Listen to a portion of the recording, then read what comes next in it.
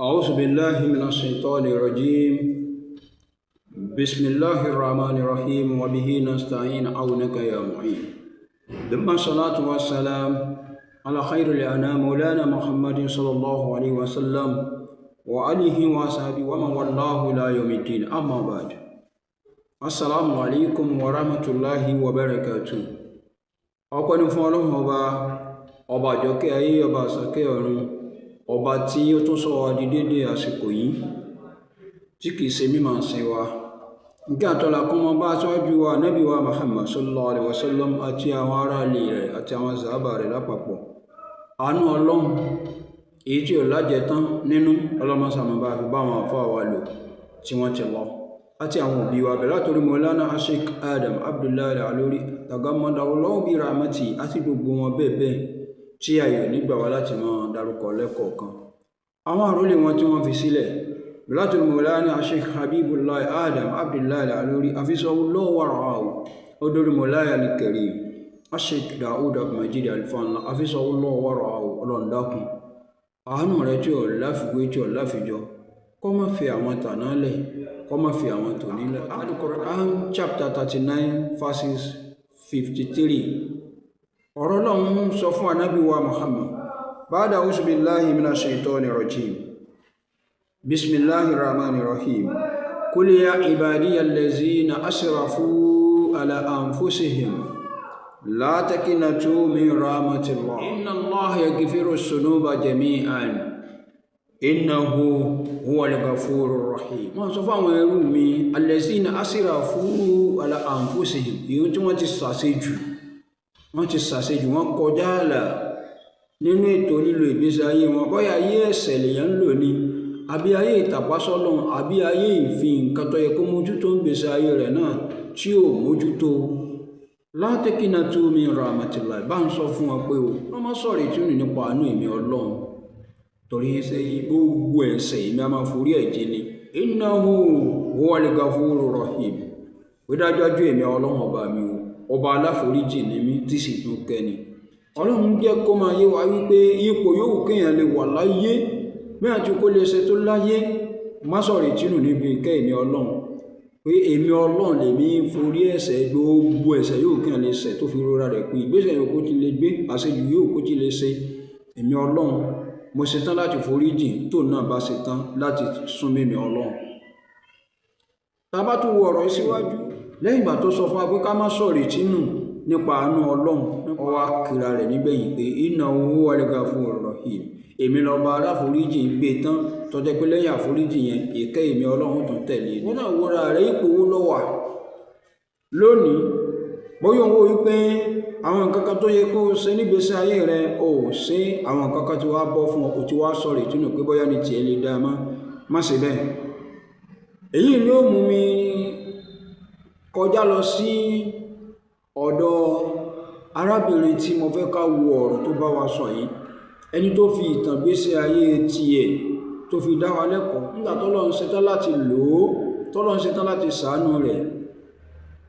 Rí gbogbo ìgbésẹ̀ tó gbé, kí Ọlọ́run dákun má jà padà sí ibo tó bá a mọ́. ọ̀rọ̀ rẹ̀ gan-an ni mo fẹ́ ká fi ṣe àríkọ́gbọ́n, pàápàá jùlọ àwa tá a jẹ́ obìnrin. Òun ló fi ọ̀rọ̀ náà dá lẹ́kọ̀ọ́, àmọ́ ọ̀pọ̀ táwọn ọkùnrin náà ní láti mú ń bẹ̀ ó pọ̀ dáadáa. Mẹ́wàláká lorúkọ mi.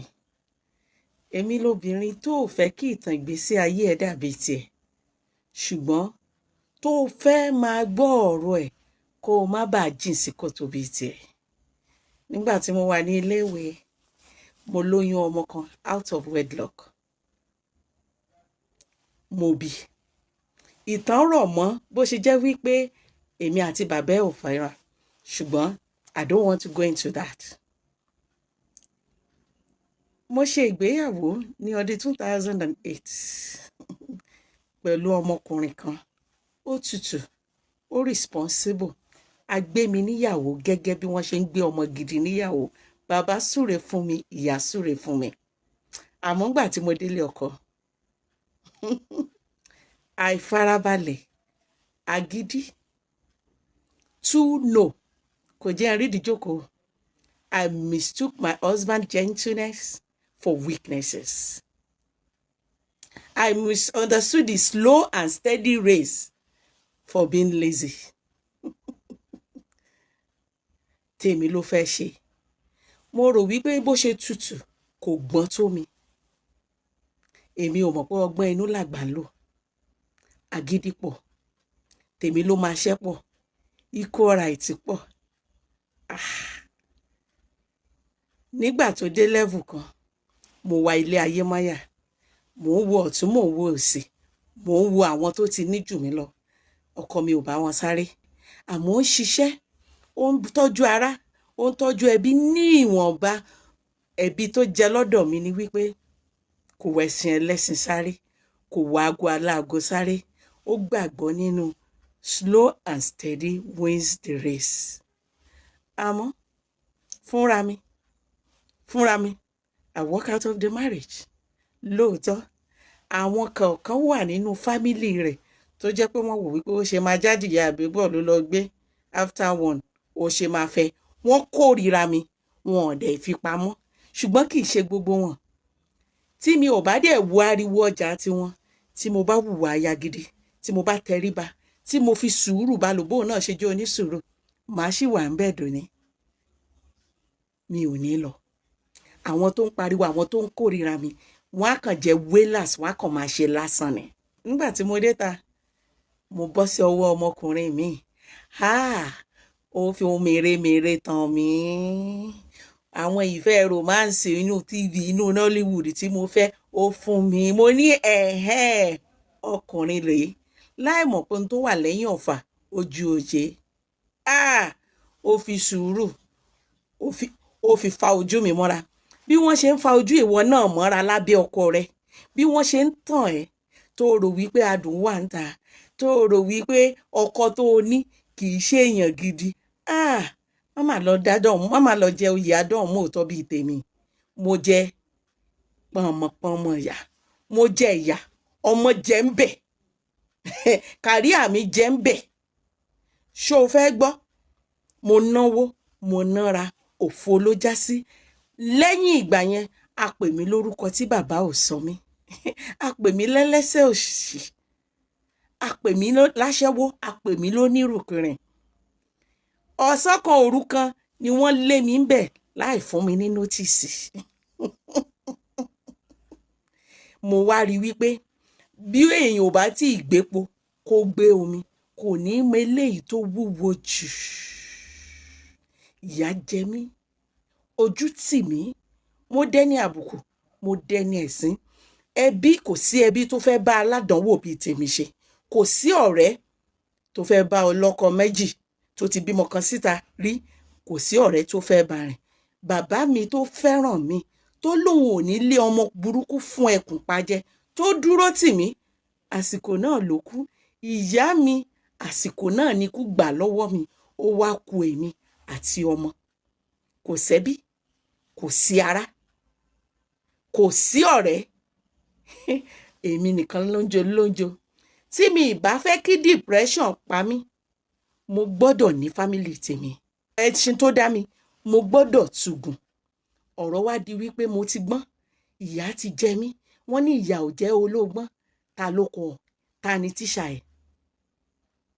Mo jókòó, mo rí i pé níbi tí ọ̀rọ̀ dé yìí, jẹ́ ń fi ọ̀rọ̀ mi mọ́ Ọlọ́run lọ́kàn. Mo lọ sí orí ẹkún mi, mo bẹ̀ Ọlọ́run, mo sunkún sí lọ́rùn. Tó bá jẹ́ kádàrá ẹbí ni, Ọlọ́run bá mi yí padà. Tó bá jẹ́ àkọọ́lẹ̀ ẹbí ni, bá mi yí padà. Tó bá jẹ́ àfọwọ́fà ni, dáríjì mi, tú ọ̀nà mi ṣe. Mo ṣe ìlérí wípé màá kẹ́kọ̀ọ́ ní gbogbo ibi tí mo ti kùnà. Dáríjì mi, tú ayé mi ṣe, fún mi lọ́kọ tó máa jẹ́ bàbá, tó máa jẹ́ ìyá, tó máa gbà mí pẹ̀lú àléébù àti ẹ̀gàn ara mi. Allahu Akbar, Allahu Akbar, Allahu Akbar. Aṣiwèrè wí ní ọkàn rẹ̀ wípé Ọlọ́run kò sí. Ọlọ́run gbọ́. Ó rán Àdìsá mi ọ̀gọ́ ọmọ Àkúrẹ́ olóyè mẹ́kan, ọmọ amúdàsílẹ̀ mú ogun ẹnu pani. Ó rán sí mi. Mo rí èjìká gbórílé. Mo rí Àdìsá mi sábà. Mo ṣe ìgbéyàwó. Ó pé ọdún kan léni gẹ́rẹ́gẹ́ 21st of July 2023. Mo lọ ilé ọkọ. Lẹ́yìn ìgbéyàwó, ọkọ mi ṣèlérí fún mi. ó ní you shall never walk alone. Lẹ́yìn ìgbéyàwó ogun ilé darapọ̀ mọ́ tìta láti jà mí. Ogun ìlara ó parapọ̀ mọ́ ti abínú ẹni láti drag mi. Wọ́n bú mi, wọ́n bú ọkọ mi. Fídíò tí mo ti ṣe fún bí ọdún kan sẹ́yìn kí n tó ní ọkọ, kí n tó pàdé ọkọ mi, kí n tó ní ìgbéyàwó, wọ́n lọ gbé síta. Wọ́n nítorí pé mo ti lọ́kọ, mo ní káwọn ìyàwó ilé lọ kú. Akéwì ìbàjẹ́ gan kéwì fún mi nígbà tí wọ́n rí pé gbogbo rẹ̀ ò mì mí, tó jẹ́ wípé kìkì ọpẹ́ ni mò ń dá, wípé èmi ẹni tá a bá tà ká fi ra àtùpà, ó wá di ẹni àjítan náà wò. Èmi ẹni tó jẹ́ wípé shut up ni mí nínú ẹbí, ó wá di ẹni tó ń sọ̀rọ̀ tí gbogbo àgbáyé ń gbọ́. Ọpẹ́ ni mò ń dún, kò ràn mí. Wọ́n wá ní ẹja díràgì ọkọ rẹ̀, bóyá ọkọ rẹ̀ ó fi sílẹ̀, wọ́n tún fẹ́ ba ibùjókòó mi jẹ́. Ṣùgbọ́n nítorí pé ìpìlẹ̀ náà mo fi lé Allah lọ́wọ́, nítorí pé ìpìlẹ̀ náà mo ti fi lé Ọlọ́run lọ́wọ́, mo ti ní kí Ọlọ́run yàn fún mi lásìkò yìí, ṣe nífẹ̀ẹ́ mi tún ga sí lọ́kàn ọkọ mi. Ọlọ́run wá ń tọ́ mi sọ́nà, ó ń kọ́ mi mọ̀ ṣe. Sùúrù tí mi ò ní, Ọlọ́run wá fi rọ̀ mí lọ́rùn. À ń pọ́kọlé, à ń ṣọ̀yàyà fọ́kọ, Ọlọ́run fi ràn mí lọ́rùn. Bí a ṣe ń bẹ bí ọkọ ṣe, tá a kì í mú ẹ̀ṣẹ̀ ẹbí sọ́wọ́, tá a kì í sọ wípé lágbájá mọ́ mi lójú, Ọlọ́run kọ́ mi mọ̀ ṣe.